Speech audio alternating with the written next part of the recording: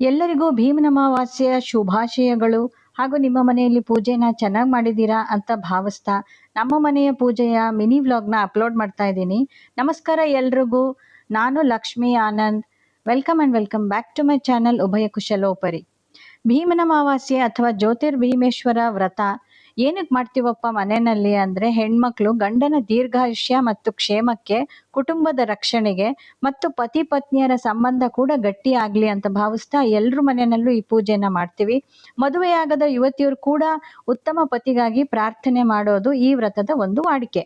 So ಹಾಗೆ ನಾನು ನಮ್ಮನೆಯಲ್ಲಿ ಒಂದು ಜೋಡಿ ದೀಪಕ್ಕೆ ಅರಿಶಿಣದ ಕೊಂಬನ್ನ ಕಟ್ಟಿ ಅದ್ರ ಪ್ರಕಾರನೇ ನಮ್ಮ ಮನೆಯಲ್ಲಿ ಬಹಳ ವರ್ಷಗಳಿಂದ ನಮ್ಮ ಹಿರಿಯರು ಮಾಡ್ಕೊಂಡು ಬಂದಂತಹ ಪದ್ಧತಿ ಪ್ರಕಾರನೇ ಪೂಜೆ ಎಲ್ಲ ಮಾಡಿ, ನೈವೇದ್ಯಕ್ಕೆ ಕರ್ಗಡ್ಬು ಮತ್ತು ಹಾಲ್ಕೀರು ಮತ್ತು ಹಣ್ಣನ್ನ ಇಟ್ಟು ನಾವು ಪೂಜೆನ ನೆರವೇರಿಸಿದ್ವಿ.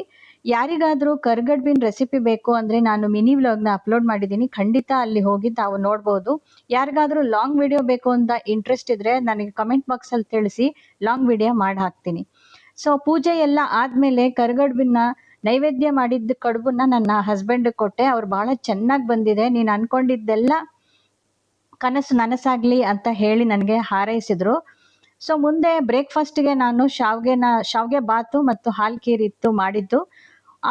ನನ್ನ ಹಸ್ಬೆಂಡ್ ಬಾಕ್ಸ್ಗೆ ಲಂಚ್ ಬಾಕ್ಸ್ಗೆ ಇವತ್ತು ಹೀರೆಕಾಯಿ ಹುಳಿಯನ್ನ, ಚಟ್ನಿಯನ್ನ ಮತ್ತು ಸ್ವಲ್ಪ ಹಪ್ಪಳ ಅದೆಲ್ಲ ಮಾಡಿದ್ದೆ. ಅದನ್ನೆಲ್ಲ ಹಾಕಿ ಅವ್ರಿಗೆ ಆಫೀಸಿಗೆ ಕಳಿಸ್ಕೊಟ್ಟೆ ನಾನು. ಸೊ ಹೀಗಿತ್ತು ನನ್ನ ಹಬ್ಬದ ಇವತ್ತಿನ ದಿನ. Thank you very much. See you, bye.